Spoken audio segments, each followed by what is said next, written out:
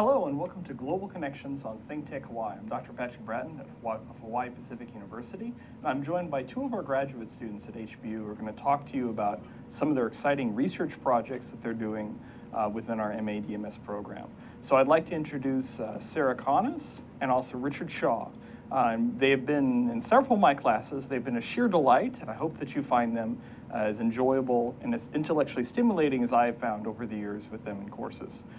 So what I'd like to do is kind of ask you guys to talk a little bit about yourselves and about some of your backgrounds. So with Sara, would you just sort of, where are you from and what brought you here to Hawaii? Okay, so I'm originally from Niagara, Wisconsin, which is a small town on the upper Michigan border. Originally, my whole idea in life was I wanted to be a journalist. I was that odd child that couldn't wait to get home at night to watch Walter Cronkite. Oh. And in fact, I cried for like 3 days when they replaced him with Dan Rather, because I didn't like Dan Rather as much as I liked Walter Cronkite. So I originally went to college to study journalism. And of course, at that time, because the Cold War was going on, I minored in Russian studies and learned how to speak Russian. I had this dream of going to Moscow and being a foreign reporter. I ended up marrying someone in the military, so it was actually the military, the US Navy, that ended up taking me to Hawaii. And eventually I found my way over here to Hawaii Pacific University. Okay, interesting. Have you continued along with your Russian studies? Or? Yes. Okay. I want to get fluent again. Okay, очень хорошо. Richard, how about yourself? Well, thank you. It's great to be here today, Dr. Bratton. I'm originally from Oklahoma, actually eastern Oklahoma, about 40 miles from Fort Smith, Arkansas. So I grew up there, did my secondary, primary education there, did some junior college there, and then around 1990 I joined the United States Navy. So I did a lot of traveling. I love traveling, and like Sara, I love international relations, political science, and I just love world history as well. So all that together. So I went several places around the world, and 20 years later I retired in 2010 on Oahu. So my family and I, we've been on island around 10 years. So I joined HPU in 2010, earned my psychology degree, undergraduate degree in 2011, and then part of the DMS program since 2012. It's been a wonderful experience, several classes, and I'm just enjoying it. Right now working on the latter part of the program, which is the thesis. What did you do in the Navy? Actually, I was in human resource management and administration, and so just lots going on, a lot of just really interesting. Do you have a place that you went that you most enjoyed? I did. Thank you for asking. Actually, Singapore. Okay. Actually, I had the opportunity to visit Singapore several times. I had the opportunity to serve aboard 3 U.S. Navy ships. So, and I was forward deployed for like 4 years aboard the USS Kitty Hawk. And I was in Japan actually over 11 years. Okay. So I had that opportunity, and I just really cherish it. So if you're thinking about coming, when you got back to Hawaii, Sara, and you're looking for places to study, I mean, why, what drew you to sort of HBU and the DMS program? Specifically with the DMS program, what I liked about it, it had everything I enjoy. There's history, there's political science, international relations, economics, strategic studies. It's all in one program. So it meant I didn't have to pick one. Okay. I could look at all the classes and look at all the areas. And it's kind of carried over into my research because there's so many different aspects in the research that I'm doing that I don't have to settle just for the history or anything. It can be part strategic study, it can be part history, it can be part scarcity or sustainable development. And that's what I really like about the DMS program. Interesting. How about for you, Richard? Yes, Dr. Bratton, I'd like to echo a lot of what Sara said. Actually, we talked about this before, and actually the global view. And you really don't, you hear about that from different friends and stuff, but once you start taking classes, you really see that. You see from the historical perspective and the contemporary perspective, globalization, diplomacy, cultural diplomacy, public diplomacy, and also like humanitarian issues that takes you all around the world. And to me, it connected the dots for me. And I really enjoyed it. How about the case of our more location in Hawaii? I mean, what have you gotten out of? You've been drawn to Hawaii a couple times. You've been living here now. I mean, what about Hawaii that kind of sets you off in terms of your interest looking out in the Asia Pacific? Okay, for me, it's ideal. It's just a wonderful, and I call it like a strategic location for education for me, because that's the way I look at it, because it's just right between the mainland and also Asia, where I'm really familiar with, East Asia, Japan, South Korea. So it's just the best of both worlds. Okay. How about for yourself? I would echo a lot of that, but I'd also add the diversity that you find in Hawaii. You know, there's just tons of experience and diversity. It's a crossroads. Okay. And I really like that. Okay, well, I think we've got to take a short break. We'll move right back to kind of tease out some more of your intellectual interests in a moment. Aloha, my name is Paul Jackson, better known as PJ, and my local interest is in sports. I have my own sports radio show at KWAI AM 1080 that you can stream live. I also have my own website, pjsportsradio.com. We have live guests in studio, and we talk about discussions and topics that everyone wants to know locally here on the islands. We cover everything from surfing to basketball to whatever's going on locally, sports-wise. We try to do our best and cover the topics in depth as much as we can. Once again, thank you for joining PJ here on Hawaii Sports Update. Mahalo. Hello, hi. Welcome back to Global Connections, Think Tech Hawaii. I'm Patrick Bratton. I just wanted to, before we get back to our guests, Richard and Sarah, I just wanted to talk about an event that, a conversation that we'll be having over at Fresh Cafe on March 10th at 6 p.m. We're going to be talking with Dr. Shiva Kumari, who's the head of the IB, the International Baccalaureate, who's going to be in on Skype answering questions about international education, IB programs all over the world. It'll be at Fresh Cafe downtown, and we've also got another series of conversations there later on with Marianne Alexander talking about empowering youth in South Africa.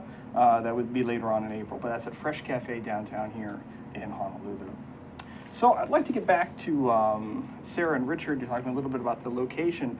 One of the things that we often say in Hawaii is that this is a gathering place, particularly Oahu, of people coming in from various locations, whether it be from Wisconsin, Oklahoma, the U.S. Navy, or perhaps with an interest in journalism. Have you found anything sort of in your experience in Hawaii that has sort of marked you in terms of either people you've met or perhaps a different way of looking either at the world or at Asia? I think that a lot of the fellow students that I've met in the DMS program have been really interesting for me and have expanded some of my interest areas, especially for research, just because it's such a different point of view. It's like I'm a very much, obviously, with a journalism background, I have a strong interest in people and how events affect people. And, so for instance, I've had some classmates that actually, were refugees, their families from Bosnia. And so for me, that's what I really enjoy is, taking the news event and seeing the news event, but then actually meeting and talking with the people that have been impacted the most by that news event. And I find that very common here in Hawaii more than any other places that I've lived or visited. So I really enjoy that aspect of Hawaii. Okay. Richard? Yes, well, it starts at HBU for me as well. Great culture experience. Actually I've been here since 2010 with my undergraduate degree in here, so I can really share it's been a wonderful experience meeting folks from all over the world. And then when I get out into the community, whether it be volunteer or just shopping or going to the beach, it's a wonderful place. And Sarah hit on it a little while ago, the diversity. It's just a special place, and it really is. And when you go out in the community, and I really urge folks to do this, you really see it. Instead of staying home all the time, go out and see it. It's a beautiful place, and it's just a rich cultural, a lot of diversity here, and it just opens up the rest of the Pacific and the rest of the world. And folks from Europe come here all the time, folks from Canada, not just Asia, but all over the world. And when you see that, and when you go to a location like maybe Aloha Stadium or the mall, local mall, or the beach, you really see that, and it's wonderful to see. Okay. If you guys are thinking about some of the experiences you've had both within your life and then looking forward in the program, you guys are sort of at the tail end, if you will, although it might not seem like that at the time. You guys are sort of at the tail end of your graduate studies. You're getting done with coursework and you're entering into what I often kind of term this sort of exciting adventure of research at the graduate level doing an MA thesis.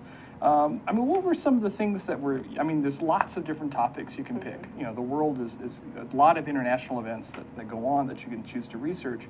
What are some of the things that you were kind of looking at, drawing upon, that you're thinking, I'm going to spend, because it's a significant portion of time to spend on an MA thesis, right? I always joke it's kind of like adopting a pet, perhaps, right? You've got to live with this cat or dog, for several months or a couple of years. I mean, so what were some of the things that you were kind of looking at for thinking about doing your research on? Well, interestingly enough, it was the first class I had with you when we talked about scarcity conflict. You know, and usually when people talk about scarcity conflict, the assumptions made it has to do more with oil. Right. My fascination is with water. You know, especially now you look at some of the current events like the long California drought, and it just brought it home to me. One of the biggest things I think about with global climate change and the fact that, you know, I have kids, I wonder what kind of world we're going to be, how we're going to preserve those water resources, the political and strategic implications internationally, because nations could conceivably come to conflict over transboundary waters. And so that's kind of what opened that whole area up for me. Okay, I'll have to do the devil's advocate question on you for a second. But you know, when I look at oil, I look at minerals, I say, well, you know, those are finite resources, right? We're probably not going to build a bunch of dinosaurs and put them in the ground and hope they turn into oil in a couple million years, right? So oil's finite, but water, you know, I went through science class in high school. We've got this cycle of evaporation and all this other stuff with technical terms that I don't remember. Water doesn't seem to be finite, so is it really a resource that people will fight over in a sort of water world, sort of Kevin Costner way? It's more finite than we think in a lot of ways. So first of all, global climate change, and with the idea of these increased temperatures, like there's been research done on the Tibetan Plateau where they found that, you know, right now there's increased melting, and then it's led to increased precipitation. However, because of the evaporation and the evapotranspiration, which is a fancy word for, you know, the amount of water plants give up, actually ends up that even though there's more precipitation, that we're losing water at 3 to 4 times the rate. Oh, wow. Then you also run into the problem with groundwater because we have an increase in global population. So of course the answer to grow more food for irrigation and, you know, to have water and individual resources in your house would be to tap into groundwater. But the problem is with groundwater, a lot of these aquifers took millions of years. We don't have millions of years to recharge water. So in a lot of ways, it really is a finite resource, at least at the level we're using it. You mentioned groundwater. I mean, I spend a fair amount of time doing research in India, and I mean, groundwater reserve is one of the large issues. Is it also a question of perhaps maybe countries that are dipping into these underwater reserves might not have an accurate picture of how much there is and how much it regenerates at, and maybe they're taking it out too quickly, perhaps? Definitely, definitely. And, you know, not efficiently. You know, when you look at irrigation, some of the ways that, especially in countries like India where they still do irrigation, it actually wastes more water. And it would be more efficient to adapt the technology. Plus infrastructure. The water, our infrastructure, I mean, we see this in Hawaii a lot with, you know, the broken water mains and no things like that. problems with infrastructure in Hawaii. But when you're talking about water loss, you know, through pipes that leak and inefficient pumps, again, that's all areas where we're losing water. Okay. I mean, is this a technology question? Is this a policy question? All of the above. Okay. Okay, so you need to get the technology to the people who need it most. And that would be developing worlds. Because one of the things that happens when you're a developing country and you're looking at economic development, your use of water in the industrial complex goes up. Right. Okay, so that's one area too. You also need infrastructure to make sure that people get the water that they need in their households. But it also has to be efficient infrastructure. But in order to be able to do this, you need the policies in place. You need to have, you know, foreign direct investment. You need to have a forward-thinking government that understands the importance of the infrastructure. You know, also understands the importance of conservation and ways to make it so you can conserve water, maybe more water than you use. Okay. What are you looking at specific countries or regions in your research, or? India and China. India and China. Specifically the Brahmaputra River. Okay. Okay, and there's a particular reason for that. So the Brahmaputra River sits in Arunachal Pradesh, which China refers to as South Tibet. It's a disputed border region, and it's been, you can go all the way back to the 1962 Sino-Indian War, you know, when China actually did take over Arunachal Pradesh. But right before the ceasefire, they retreated back, actually I think it was about 20 kilometers back behind the line of control that was there before the war. However, they've never really given up their claim to Arunachal Pradesh. They call it South Tibet. They've always printed it on maps as South Tibet. So in 2006, around the same time that China decided to start massive hydropower dams, water diversion projects on the Brahmaputra River, they started referring to it in public again as South Tibet. In fact, they even got to the point where with the visas for people who were in Arunachal Pradesh who wanted to, go someplace else, they started stapling paper visas to their passports rather than putting the visa on their passport, which is kind of their way of saying we're not recognizing Indian authority in the region. So that's the area that I'm focused on because there's so many complex factors with it. As I talked before, there's global climate change, but you have this long-standing border dispute. And that's just going to make it more complicated when you're dealing with the river issue. Does China, we've had a lot of attention to these water reserves on the Tibetan Plateau, both in vis-a-vis India, but also the Mekong going into Southeast Asia. Does China act differently when its neighbors? Just because it has a territorial dispute with India, does that make it more difficult for them to come to arrangements? But, also there's been a lot of controversy about how much water is being taken to the Mekong as well. Or is there kind of a single Chinese policy toward water, or? That's an interesting question because it's a really hard one to find a true answer to, but I will tell you this, China has not signed any water sharing agreements with any of its neighbors. So, and then when you start looking at international law concerning this, you have, de facto and de jure. So de facto is control in fact, which basically means who controls the water and comes down to geography. Well, they're the Upper Riparians, so that gives it to them there. And then when you look at control by law, so when they're examining, how you can determine who gets how much water, they look at how the water is used. So China has built these massive dams on these rivers. They've worked on water diversion projects. They have massive irrigation and infrastructure projects. So technically, by law, they also win on the by use process. So that adds the complexity to the situation. They don't want to sign the water sharing agreements, and then international law is kind of leaning more toward them. That whole idea about possession being 9/10 of the law. Right. In history, even sometimes in the most bitter conflicts, like if we look on the other side of India, the Indo-Pakistani situation, which is it's not always been a wonderful relationship, they were able to come to the Indus Water Treaty, which is always heralded as an example of water sharing amidst hostility. Is it naive to think that we could have a Brahmaputra water treaty or something between India and China, or? I would like to say no, but at this point in my research, I would lean toward more yes, because the key difference, again, in the Indus Water Treaty was that India, as the Upper Riparian, was willing to come to the table to negotiate. In fact, they ended up giving like 80% of the water control. China's not necessarily willing to come to the table to negotiate, and especially if they're serious about still calling Arunachal Pradesh, South Tibet. Maybe in their mind, they think that's their territory, and they don't have to negotiate. Okay, right, because if you own it, why would you negotiate? Yeah. Interesting. Richard, I wanted to ask you a bit. You're quite interested in, if I think of Richard, I think of sort of two topics amongst many, but I think of Japan, and I think of soft or smart power. I'd like to maybe talk with the power bit for a little bit, because that's always a topic that sort of intrigues me. What's the difference between hard and soft power? Well, thank you. And that's where I like to start out. With soft power, it's, of course, a concept or theory that was coined by Joseph Nye. At the time, he was at Harvard University back in 1990. And it's something that really took off, and it's something that really makes you think about it, because what it is, dealing with states, and states, it's actually attractive and co-op and agenda building.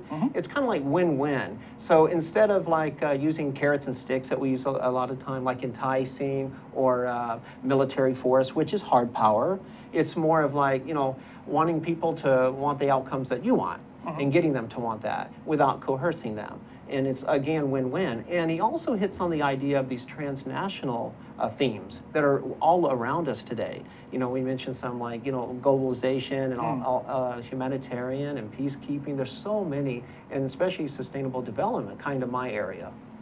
Okay. So then, now I think I understand soft power, I understand hard power. What's smart power? Smart power is a combination of both, actually using them simultaneously together to handle these situations in foreign policy. And that's another concept that he came up with after. So in unique situations, especially nowadays, you don't want to dismiss hard power, and you don't want to totally go with smart power. So a combination sometimes works really well in different aspects of foreign policy. So they come together, and it creates smart power. Oh, interesting. All right, we'll have a short break, and we'll be right back to talk more about water and smart power. Hi, I'm Jay Fidel. That's Ted Ralston. You know, Ted is the host of Where the Road Leads. It shows every Friday from 4 to 5 p.m. It's about technology. It's about how people collaborate and solve problems with modern technology. It's where the road leads. We all know that. We should all be listening.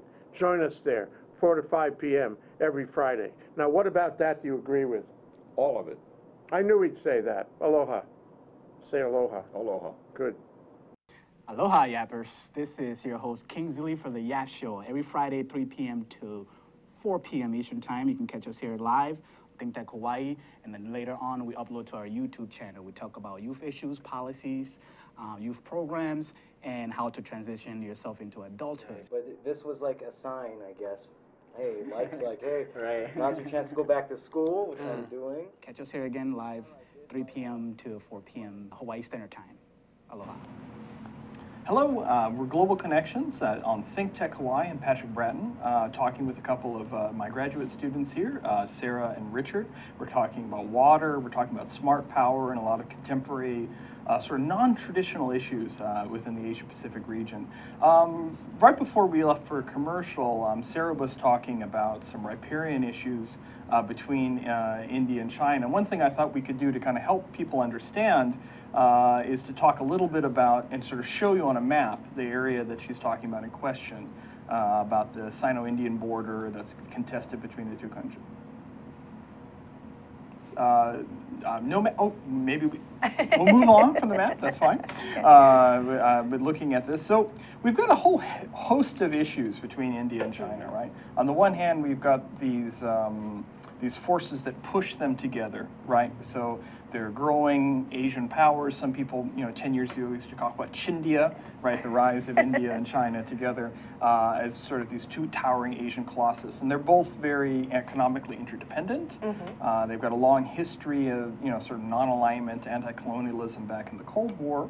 And maybe they share some issues, right, about sort of perhaps in contrast to the previous sort of Western powers that dominated the international system. Yet on the other hand, there are these sort of irritants in the relationship. One you mentioned, of course, is the border, the disputed border between the two countries, but also sort of jostling of areas of influence in Southeast Asia, Indian Ocean, and so on.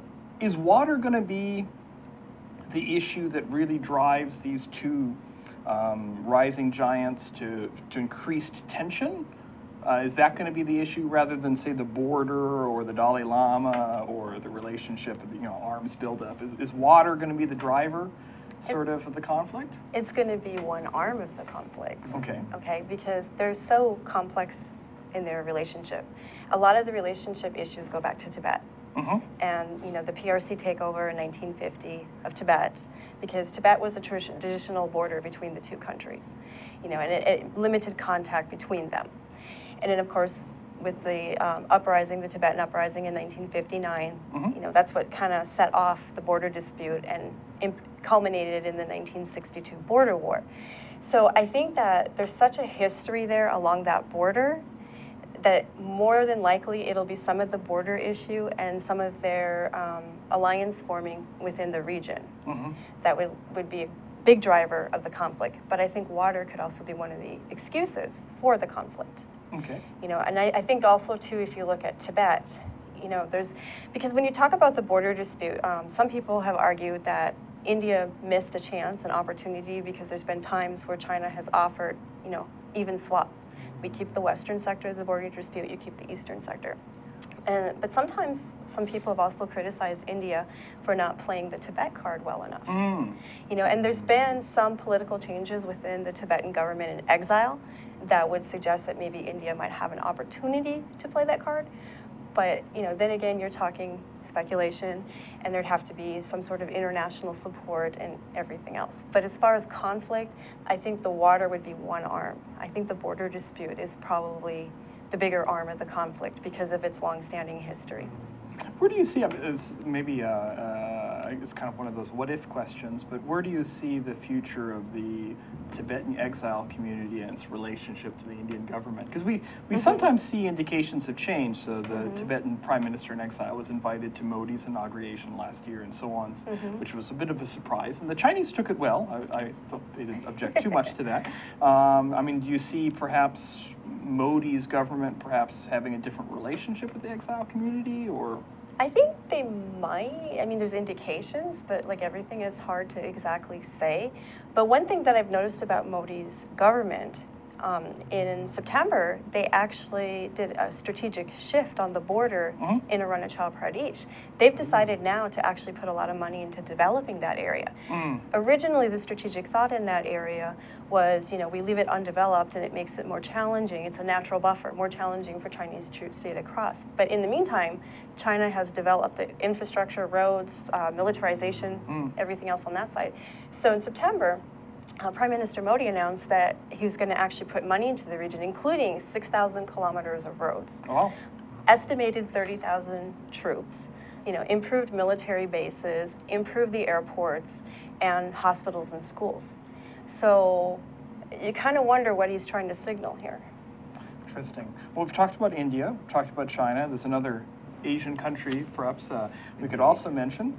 You mentioned before a commercial break talking about smart power, soft power. If I'm looking at a country like Japan, traditionally Japan is a country that we often think about in terms of smart power or soft power.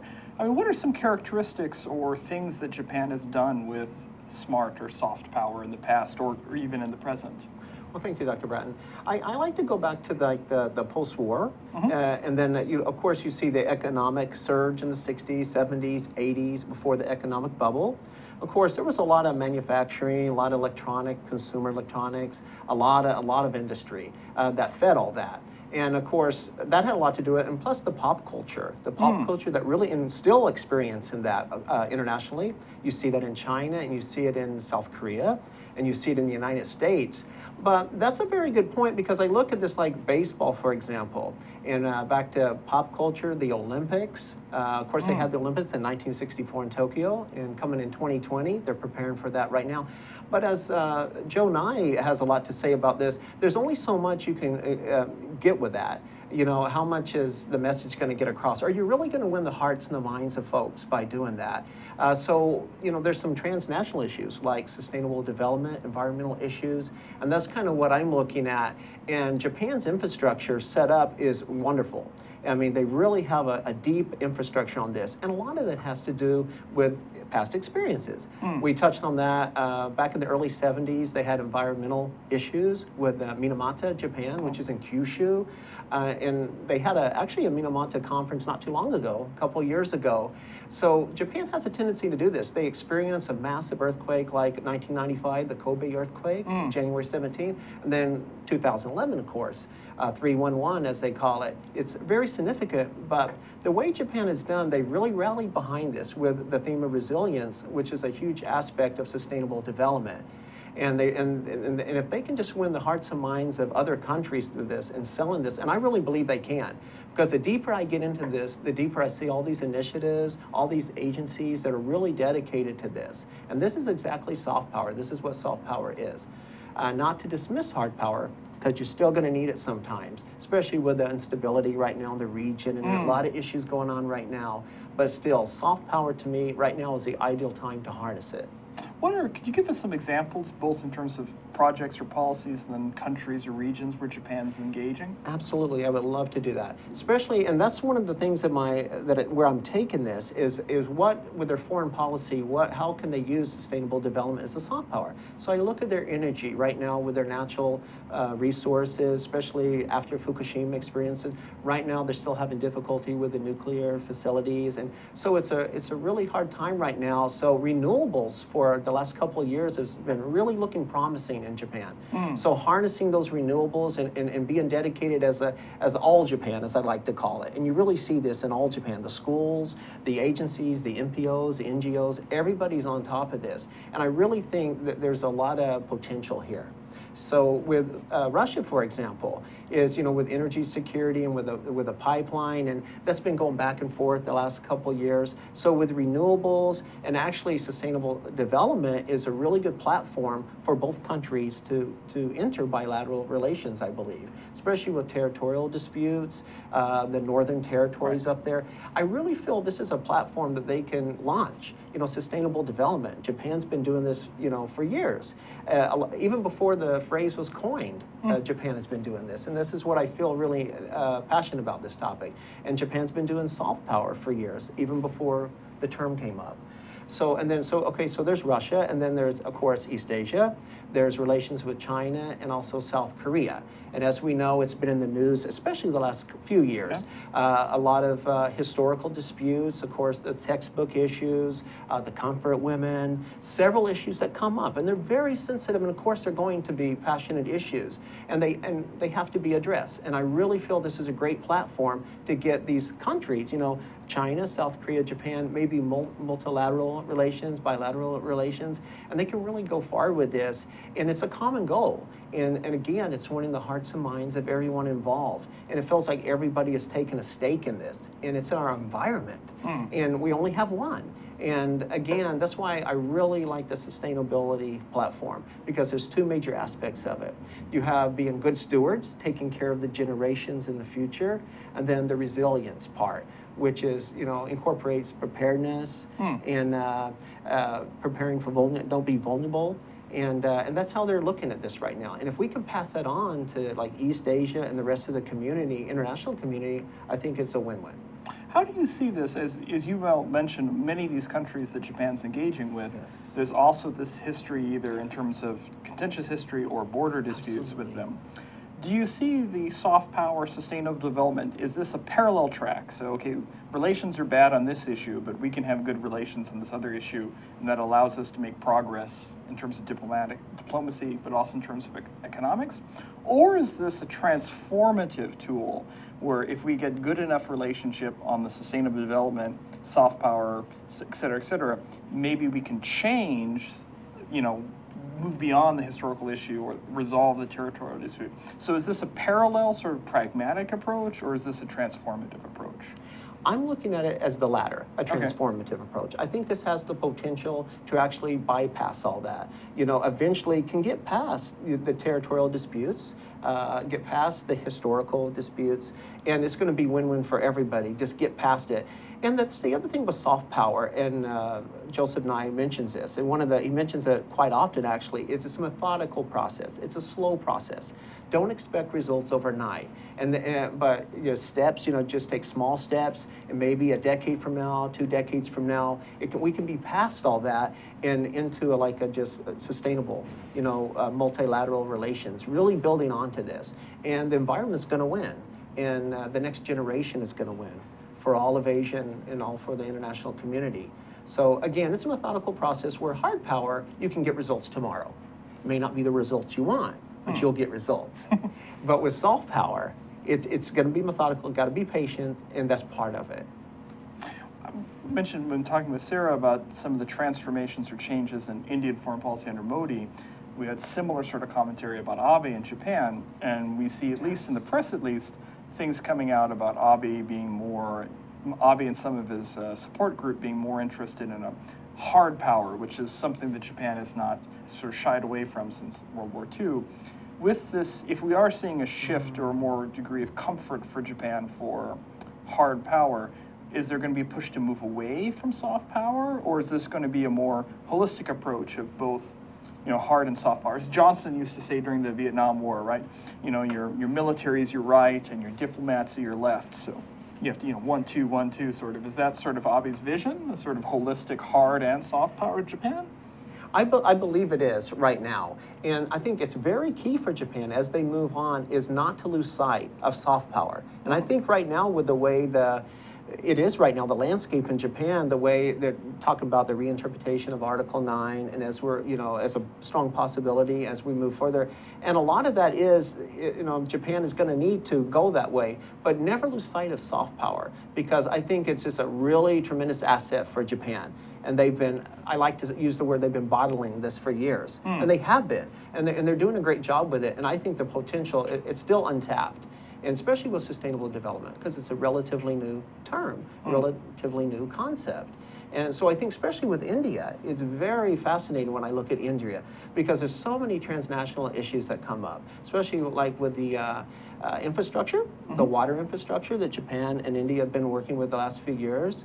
And also poverty, Japan, there's a lot with that. So there's just a lot there between those two countries that I think if you use soft power, it just really build their bilateral relations. A lot of potential. Okay.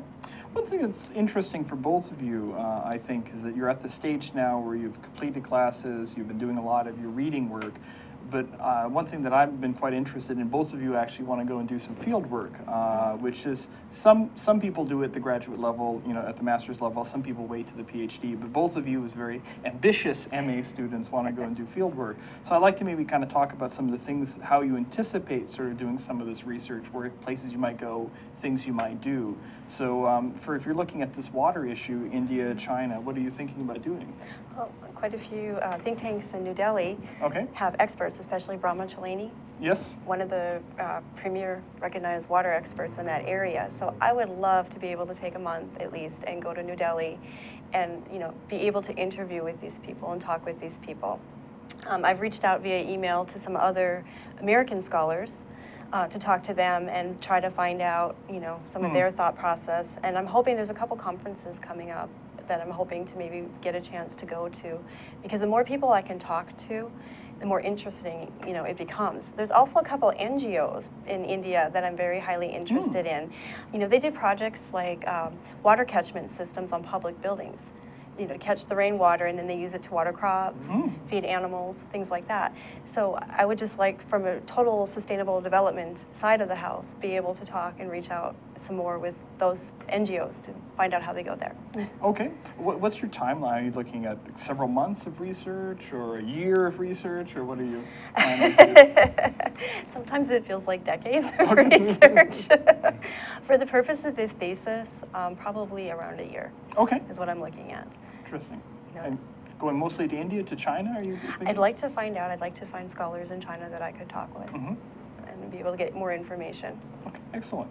Richard, what are your plans? Yes, actually, eventually going to Japan. But right now, so many think tanks out there. Like, for example, Japan for sustainability. Of course, the Ministry of, you know, their foreign, MOFA. MOFA's out there. So there's several. And there's like Ministry of Environment. So just, I've been emailing these folks, reaching out, and it's just, there's so many out there, and every day I discover. And I really get excited about this because it encompasses the entire islands of Japan, from Okinawa to Hokkaido.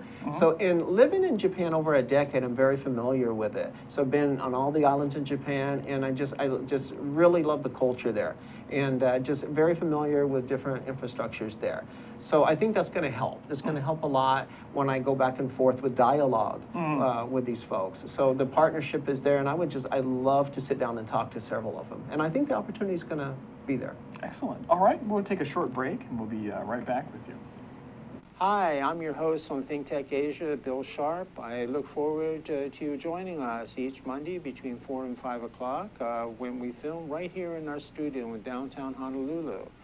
The show, Think Tech Asia, focuses on contemporary events in Asia. And by Asia, we mean anything from Hawaii, south to Australia and New Zealand, west to Pakistan, and as far north as the Russian Far East. Clearly, this is one of the most economically dynamic centers of the world, and we bring you up to date on what's going on in a whole host of countries in this very vital region. We look forward to seeing you. Aloha. All right, hello, welcome back. We're Global Connections, Think Tech Hawaii. I'm Dr. Patrick Bratton. I'm here talking with a couple of young researchers here that in Hawaii. But I'd also just like to remind you that another thing that we're also doing is Kaopea, which is where we're having a conversational series of talks and questions at Fresh Cafe. With prominent leaders, policymakers, and practitioners throughout our sort of network that we have here in Hawaii. The next one that we're going to have is on March 10th, 6 p.m. with Dr. Silva Kumari, who is the director of the IB, the International Baccalaureate Program. And she's the first woman to hold this post, and so she'll be answering questions about the IB and international education in general. Later on in March, we're going to have Marianne Alexander talking about empowering youth in South Africa. So that's at Fresh Cafe downtown. Next one's at March 10th, 6 p.m. So here wrapping up with Sara and Richard talking about the research. One thing that kind of fascinates me in my research is that often when we talk about countries and how countries have foreign policies, we tend to be very capital-centric.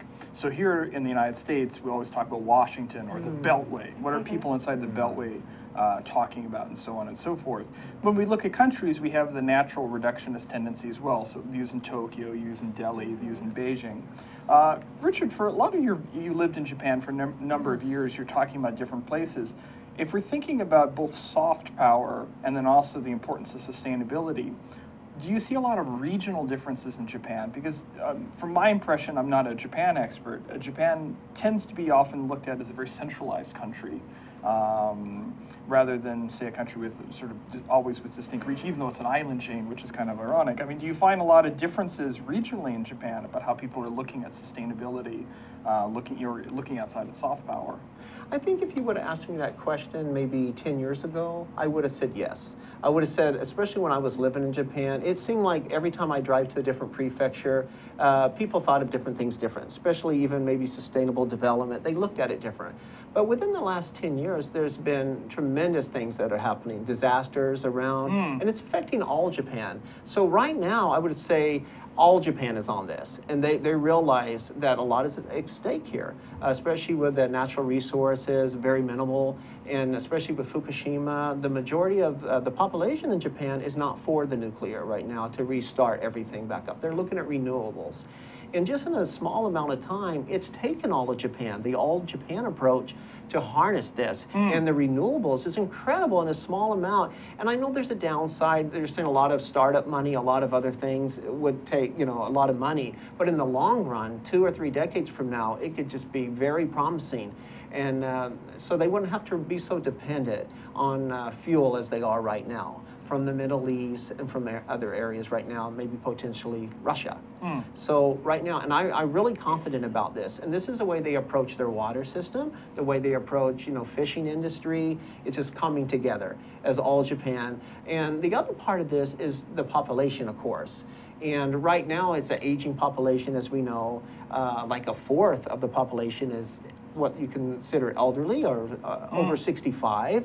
And then also they project like in 3 decades or by 2050, for example, they'll lose like 30 million from the population. It will plummet that much. And that's huge. So when you have such a big plummeting of your population, you have to team up together as one Japan, from Hokkaido to Okinawa to Kyushu, and come up with a plan. And I think sustainable development is wonderful because it just captures so many things like the biodiversity, and again the water crisis and the food shortages that could come. And they're looking at everything together. And they get what I really like about this is just not a government initiative. It's the people. It's the people, and that's what this is all about. And this is why I really love soft power, because it gives the people a voice, and people talking to people. China and Japan and South Korea, and the government is still there. Of course, they play a pivotal role, but it's the people and the NGOs and the NPOs, everyone together, and this is how this is going to work. Okay, interesting. I'd like to offer the same question to you, sir. I mean, if you look at India, very Delhi-centric on the surface in terms of foreign policy. But India is a very diverse country, federal country, many distinct regions. And if you get to the region you're looking at, in the Northeast, it's often forgotten actually by a lot of people in India that's part of India. The Seven Sisters are often sort of left forgotten on the other side of the turkey neck, as they refer to it sometimes.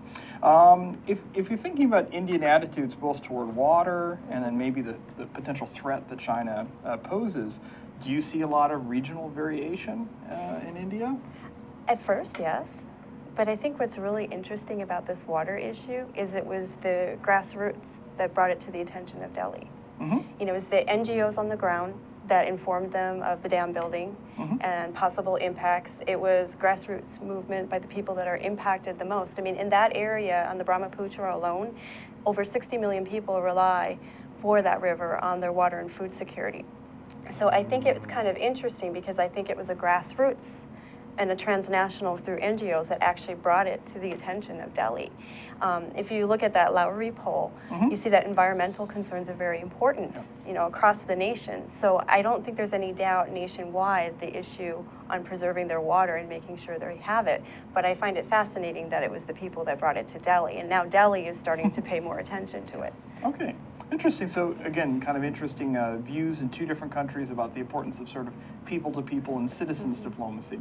Well, I think that's about all the time that we have for today. So I'm Patrick Bratton here at Global Connections Think Tech Hawaii. I've been joined by Sara Connis, Richard Shaw, two of our best and brightest sort of graduate students we have here. And I'd like to just look forward to seeing you guys again next week for Global Connections. And thank you to Jay and his great team here at Think Tech Hawaii.